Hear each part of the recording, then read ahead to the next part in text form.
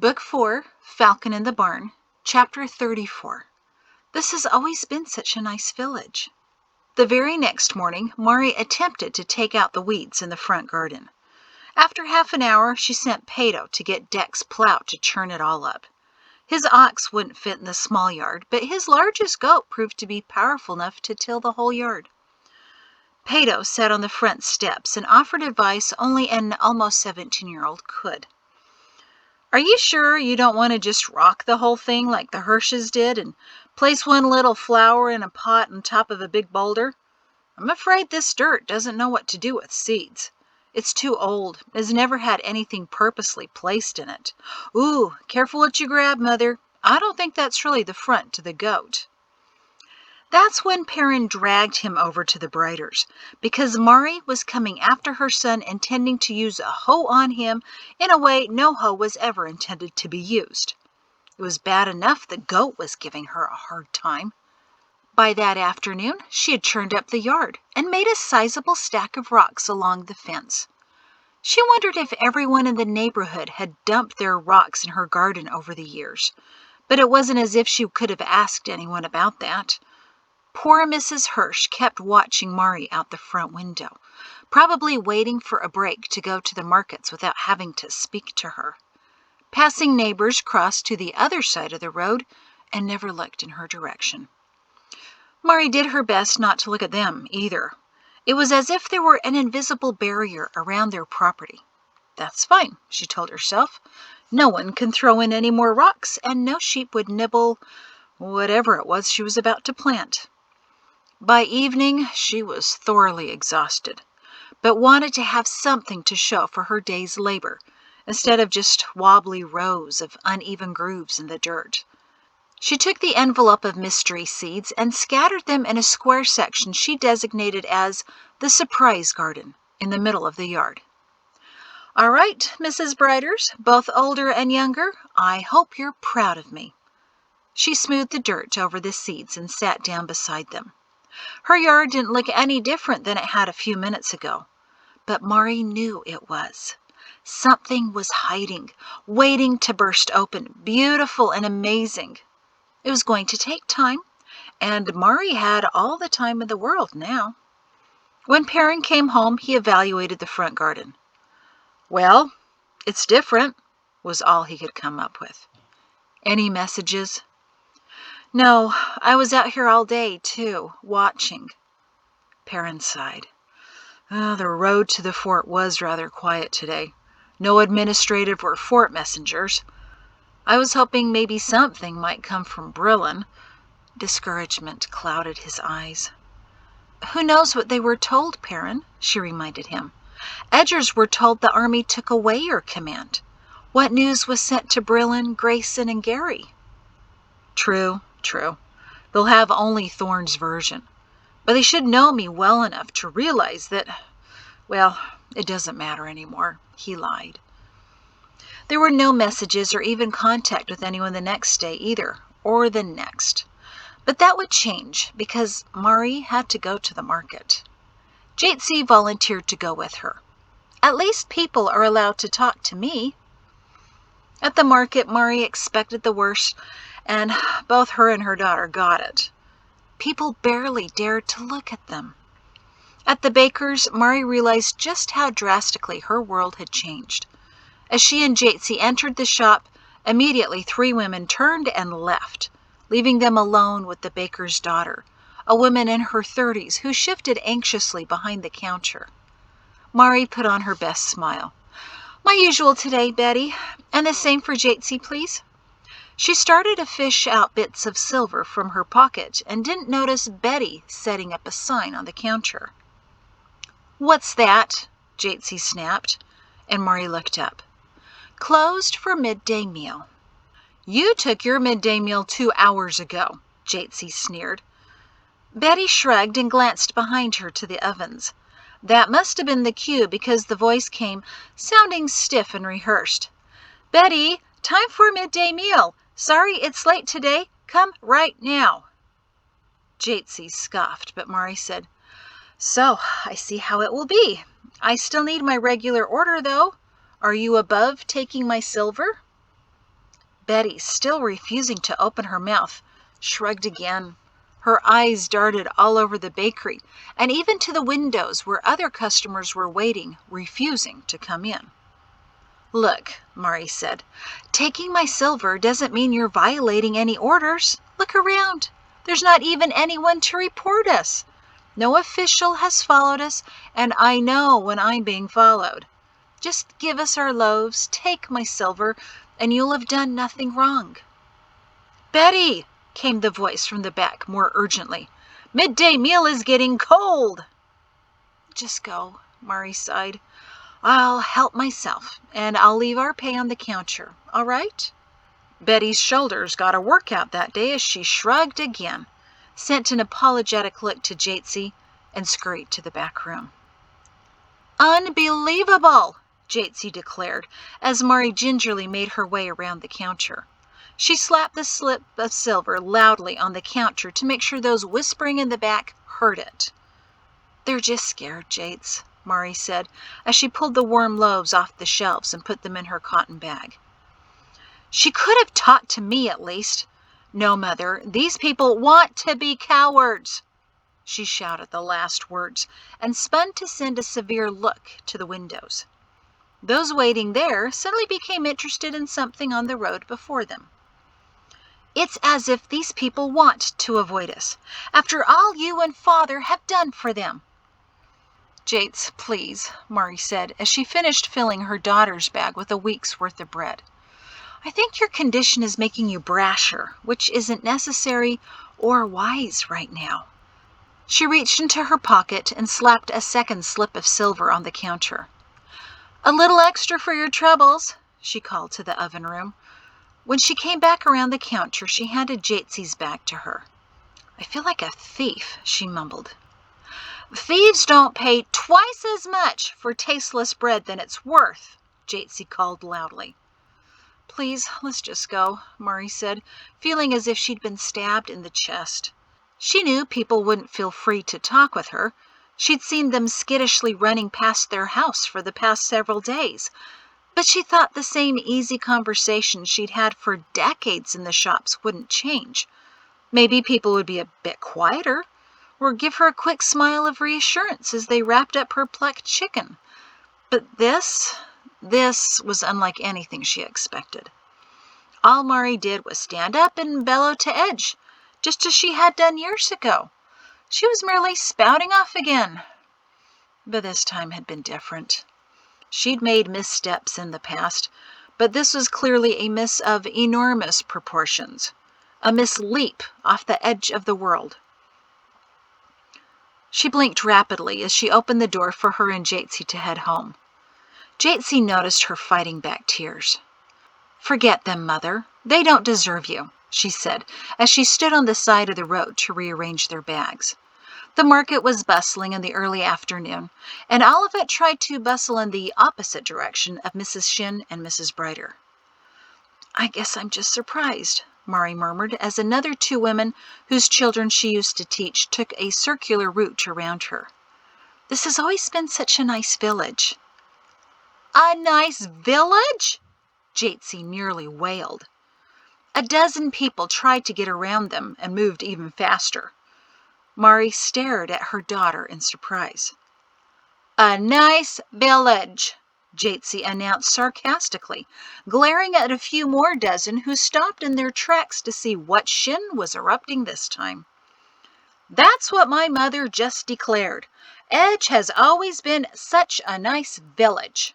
And I wonder," Jaytsy said, her voice booming as far as her father's as she addressed everyone who had ears, "exactly what village is Mari Shin remembering?" People leaked out of the market fronts to cluster in whispering groups. Now Mari knew how her family must have felt when she stood up at the amphitheater. Complete dread. "Jaytsy, I really don't think—" Mrs. Brighter gently but firmly brushed her mother's hand away. "Surely Mari Shin remembers this village before it turned on itself to steal goods from those who had died from the pox. Surely she remembers a village that appreciated its commander." Mari bit her lower lip and took a step back from her daughter. She'd seen that look before, in Perrin's face. Jaytsy Shinbrider had something to say, and everyone was going to hear it. Mari hadn't realized before how much Jaytsy favored Perrin. Her dark brown eyes were wide with fury, and her voice developed an authoritative quality that insisted everyone stop what they were doing and listen. Jaytsy carried the blood of the greatest officers the world had ever seen. Couple that with the fact that the general's descendant was also in the throes of expecting a baby, and it was a very dangerous combination indeed. Mari took another protective step back. Oh dear. A commander who, on more occasions than you will ever know, put his life on the line to defend each one of you, Jaytsy bellowed to the rapt and growing audience. A few women broke away from the crowd and trotted purposefully down an alley. Mari noticed, but Jaytsy didn't, or she didn't care. And this is how you repay the Shins for their years of sacrifice and dedication? By ignoring them, shunning them. If Perrin Shin chooses to resign from the army because 25 years of risking his life is enough, then this nice village should be throwing him a celebration of thanks. They should be lining up to shake his hand for the many sleepless nights and bloodied blades and terrors he faced for them. They should be hugging his wife, who tolerated their rotten sons and taught them when no one else in the village wanted anything to do with them. A nice village. I'm looking, but I'm just not seeing it. Mari's fists were clutched near her face in nervous fascination. Jaytsy would have been marvelous on the platform, Mari thought fleetingly, but right here, right now, was not good. In her peripheral vision, Mari kept an eye on the growing crowd that was stunned silent. Villagers had subtly rearranged themselves, men in some groups, women in others. A few more women had slinked away, and now Mari saw why. Chief Barney was being reluctantly led to the market by a gaggle of outraged women. Interestingly, none of the men had run to report on a disturbance in the market, likely because they knew of Jaytsy's condition too well.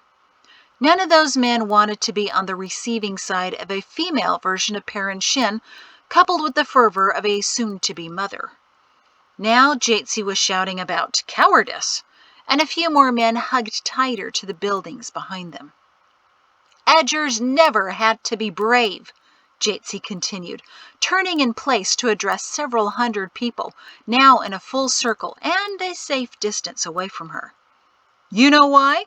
You counted on Perrin Shin to face the dangers for you. Only a handful of Edgers ever joined the army here, hoping instead that others would come save you. And Perrin and Mari Shin did exactly that. When this village was starving, my parents risked everything in the world just to bring you wheat and dried beef. We were attacked on the road. My grandparents were later killed. And what did this nice village do when Perrin Shin suffered? When his wife had to struggle with a traumatized man? When his children were terrified to stay in their home? Why, this nice village talked about the Shin family behind their backs. Oh, don't look so surprised. I heard the rumors. You really think we didn't know? Did you ever come by and ask how you could help? Did you ever lend a shoulder for any of us to cry on? Not that I remember. We recovered without any help of this nice village. And then Perrin Shin violated his probation and every rule in the army book to attack the Garters in Moorland. Have you been threatened lately? I didn't think so. Your greatest enemy blown out of the world by my father. My parents have changed your entire village for the better. But when they have a personal crisis, when the world turns on them, where is this nice village? The Creator knows I certainly don't see one. I see selfish cowards, all of you. Mari exhaled, realizing she'd been holding her breath for far too long. Barney and the cluster of women had stopped at the perimeter of the circle to hear Jaytsy's tirade. One woman was frantically taking notes. Mari stepped up to her daughter and gently took her arm. Jaytsy, well said. I think you're done. Mrs. Brighter's chest heaved furiously as she turned her glare on Chief Barney.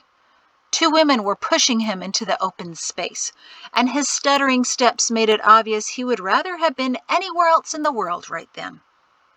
"Mrs. Brighter?" He cleared his throat and firmed his stance.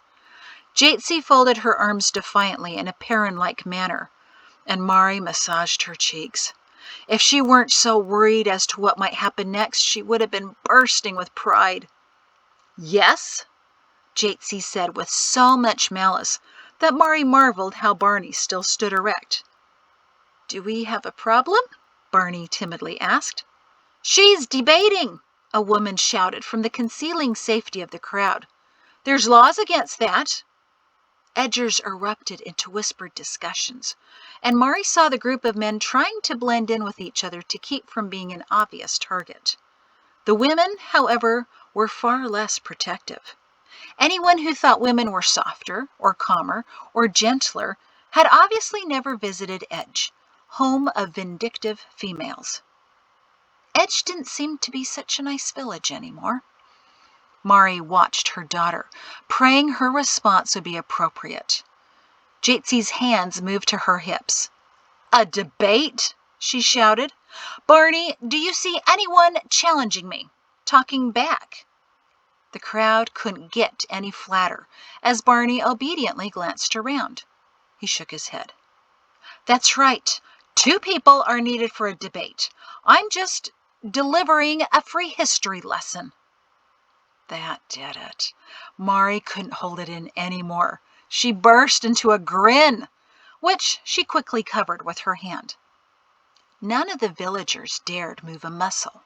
Even the angry knot of women glanced at each other, hoping one of them could think of what to say next. "Now," Jaytsy began, as she bent down to pick up her bread bag from the ground. She didn't move like an expecting woman, but more like a general retrieving his dropped sword. "My mother and I will be shopping here twice a week when the shop's open, and if anyone here has a problem with that, I suggest you arrive after we leave.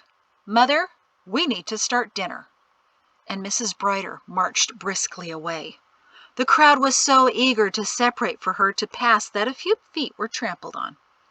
Mrs. Shin followed quickly, trying to keep down her smile of pride until they passed the last of the stunned shoppers. Perrin stared at his daughter. "I'm delivering a history lesson? You really said that?" "Shouted, actually." Jaytsy sat proudly at the table, sorting dried beans with an air of well-deserved superiority. Dek shook his head while Pato burst out laughing.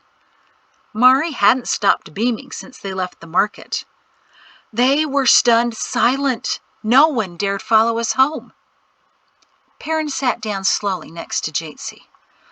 "I don't know whether to congratulate you or berate you for throwing yourself in the same pit as the rest of us. You realize what you've done, don't you?" She stopped sorting to face him. "I stood up for my family when no one else would. I said what people needed to hear." "And the way this village gossips, it's been heard by everyone by now," Pato grinned. Dek exhaled worriedly. "But Jayts," Perrin continued, "not to discount your remarkable defense of our family, you may have done all of us more harm than good. If you think Genev's not going to add you and Dek to the shunned list, I have to tell you—" "I don't care," Jaytsy declared. "I belong with you on that list." "But does your husband?" Perrin gestured to Dek. Dek nodded. "Wherever Jaytsy belongs, I belong." Pato patted him on the back. Perrin sighed, picked up a bean, and analyzed it. "I was rather counting on the 2 of you still having freedom in this village." "We don't, Father," Jaytsy snapped, "and we never did. Guilt by association. We already were on that list in everyone's minds. I just made sure we were there for a good reason." Perrin dropped the bean. "I suppose you're right." He put his hand on top of hers. "Thank you, Jayts. My only regret is that I didn't get to witness it myself. I feel better knowing the truth was spoken. What happens next really doesn't matter. It's out there. That evening, Pato said goodnight to his parents and willingly went straight to his room after dinner, partly because he was exhausted from moving bales of hay for Dick. He blamed that on his father. 2 days ago, he made Pato stand in front of him wearing only his undershorts, while Perrin evaluated his development. Shem had said the kickball scouts were worse than the army, but as Pato stood at attention while his father prodded and jabbed his muscles, he couldn't see how this was any better. Then again, former General Shin didn't have an army to beef up anymore, so he was pouring all of his attention on his son. Seems I've been neglecting your development, Pato. I apologize for that, Perrin said as he held his shoulders and shook them violently for no apparent reason. Did I ever complain? Pato asked. Until now. They don't come off, if that's what you're trying to figure out. Just evaluating your muscle tone. Your legs are well developed, no surprise there, but your upper body could use some filling out. You're at the perfect age for doing so, and I have just the activity to firm you up through here, and here, and here. And so Pato was assigned to moving bales of hay, which he had to admit was doing something to his muscles. It made them scream. But he willingly went to bed, also because he didn't want to see his parents watching him again. It was painful. His mother gave him looks of pity, apology, and worry, while his father smiled drearily at him with ever-increasing lines around his eyes. They both felt guilty, and he felt just a little bit better about things because of that. But then he felt even worse for them. Edge had changed. Actually, it had been changing for several years, but it finally reached a point where that change was obvious. However, the shock of the change was rather invigorating, he decided, almost adventurous, even though it left him feeling as if he were standing on top of a tall fence, unsure of which way to go, and worried that he might not be able to balance up there for too long. He found himself worrying more and more about his parents each day, rather than about his future. The day after his father's resignation, when he went to school for the last time, his friends surrounded him. They made him a general? You're going to Idemia. You can try out for the teams. When are you leaving? The only way he could respond was, no, it's complicated. He was grateful when class started just moments later. Then the door opened right after midday meal. Pato didn't bother to look up from his reading, because the way the air dampened, he knew it was about him. His teacher cleared his throat, and reluctantly, Pato looked up. There stood Mr. Hegick and Lieutenant Raiden. Hegick looked like he was about to cry. Raiden looked like he wanted to burn something. Pato slammed shut his book and leaned back in his chair. Well? He asked cockily.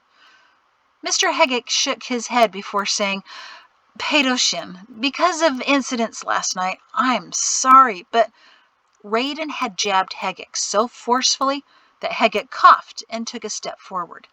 Every boy watched him keenly. Congratulations, son!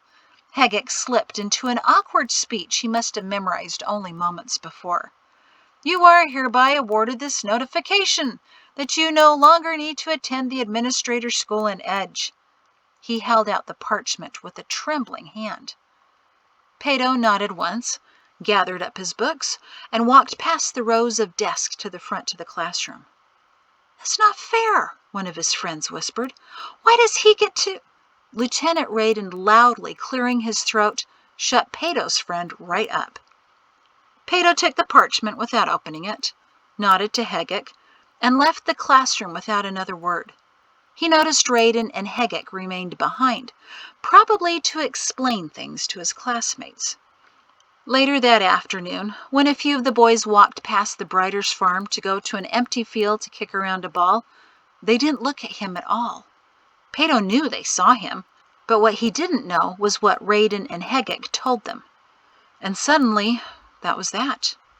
No more friends, no more kickball, no school, no universities. Just today, a letter came from the University of Idemia stating that they wouldn't have room for Pedoshin that year, should he think of applying. It was accompanied by a terse note from the head of kickball, Mr. Flamafel, uninviting Pedo for tryouts. Just that quickly, the world had changed. And strangely, Pedo was all right with that. That's the end of that chapter. Thank you.